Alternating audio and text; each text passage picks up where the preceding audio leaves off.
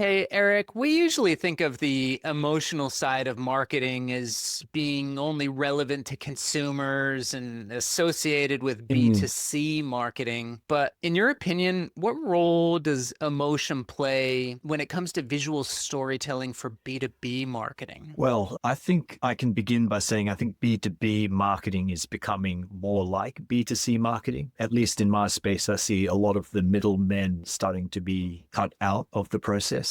Yeah, with technology developing so quickly, we have a more direct path to businesses. So I think B2B is starting to become more like B2C, right?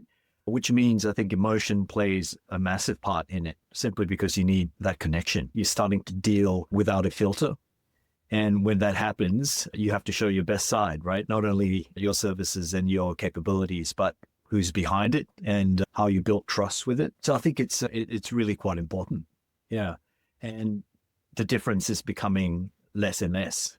It's interesting. I was speaking with a psychologist Mm, recently in the marketing space who was talking about how the emotional side of marketing has actually upwards of 90+% of the buyer's decision making in B2B, that it's not just logical weighing up the facts, that there's a huge amount of emotional buying mm, mm. happening in That's B2B. quite purist, isn't it, with psychology? I mean, if we go back to the basics, that's exactly why you buy. Yeah, it's an emotional need you're fulfilling, whether it's safety or whether it's minimizing risk or whether it's simply because you like that person. Hey, in B2B technology, a lot of brand imagery usually defaults to servers and Mm. cables and stock graphics of blinking lights. Why do you think shifting the focus more to the people behind the tech is so important to build trust and connection? Um, the the images that portray people and what's behind the tech allows others to see into the business, right? It's an opportunity for your customers or your partners to really get an insight into your operations per se, right? How you run it, what the culture is like. And all of those things are fairly important to lift and balance the whole game of selling and going to market. Not to say that all the technical imagery is not worthwhile, because your capabilities, your efficiencies, all of those things matter. Even your tech matters, right? What you use matters. So it has to be a strong balance, right? If you tell stories and you have a narrative, people tend to pay more attention. The emotion will grab you. And if you can hold them at that together with the strengths of what you're delivering, it makes it so much more effective. Stock imagery becomes quite commoditized, I'd say. It is a commodity, right? It still doesn't get into the culture that's specific to your business or introduce the people of your business to your clientele or allow specific conditions and situations, case studies to be outlined. So if you can start really picking out and customizing your images, it becomes very powerful. Actually, there's one more thing on the other side of it, right? It's not only your customers, right? You're in creating imagery outside of stock. You're also marketing internally and you're building culture internally by allowing your staff and your employees to participate in what you're pushing out there, right? And a lot of our projects, when we work with the employees, they come out of it saying, wow, that was a lot of fun. Where's this going to end up? That was a nice message. I've always wanted to talk about this. Well, it's going to your customers, right? So it really brings the marketplace closer to not only the salespeople and the marketing people. It brings the audience much, much closer to your operations, your staff, your culture.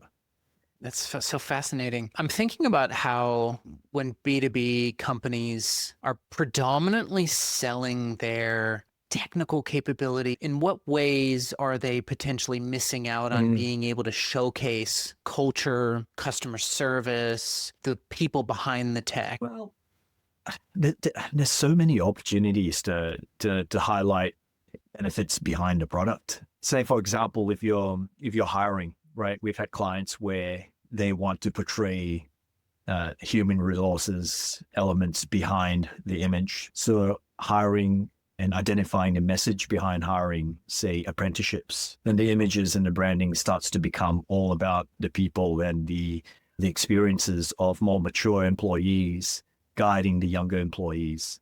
So messaging along the lines of culture, along the lines of capabilities of people, that's one thing that you can tell.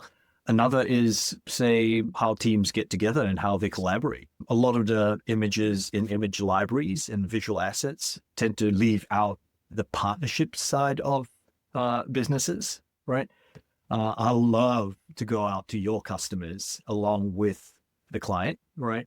And start talking about how different the service or the product has changed, how they, run their story and how successful they've become, right? One example is we did some work for a financing company, right? We went to and the business, right? And the people talking and connecting, shaking hands, identifying where the money went, the capital went to help build the business, which equipment that it bought, right? So it's got nothing to do with their processes, but it has to do a lot with what the results were and what it actually bought, to make the business happen.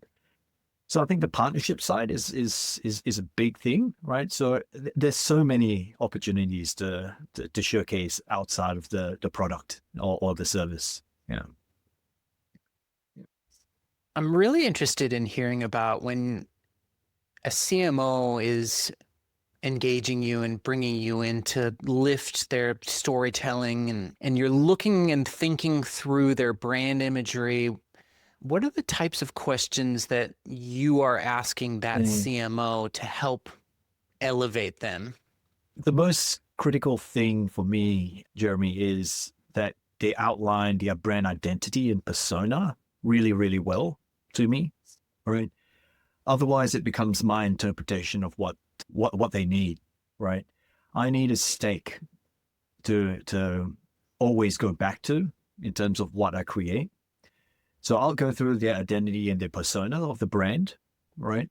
Identify their messaging, their key messaging points.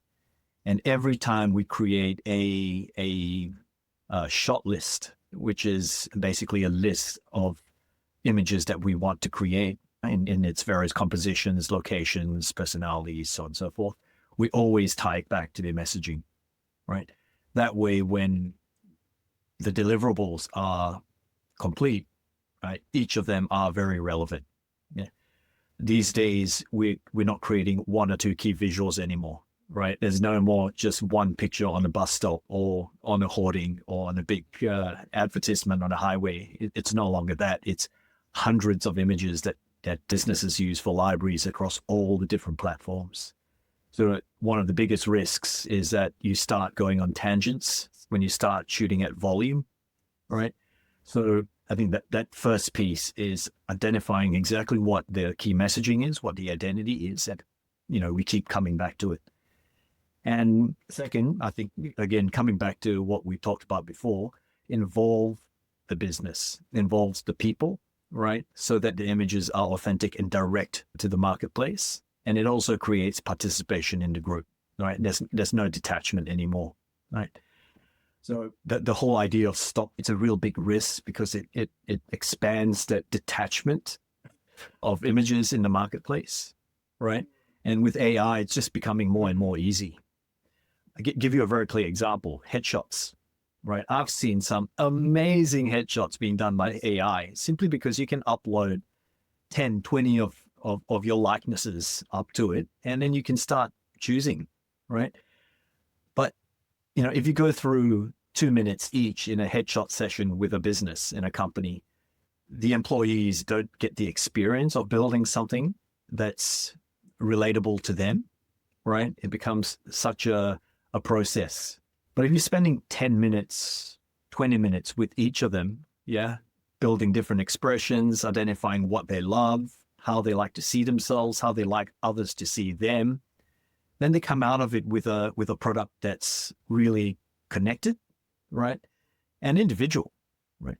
And if you apply that to a business, the images become very authentic, very real, and very relatable. And to me, that's key. Ultimately, your clients will share that connectivity per se, right? And it'll just become more effective images for your brand. I really appreciate the way you're thinking about this. What I'm so impressed about when it comes to visual storytelling is the way that it builds credibility and trust, both for the brand as well as the people that make up that company and with and for the customers. How are you approaching imagery to build that credibility and trust? Are there common elements that you see or different pathways that you pursue to achieve building trust with visual? Yeah, well, the baseline really is make your images with real people, real processes, real issues, and real stories, right? And if you start at that baseline, no matter what happens, it's going to be an authentic image, right?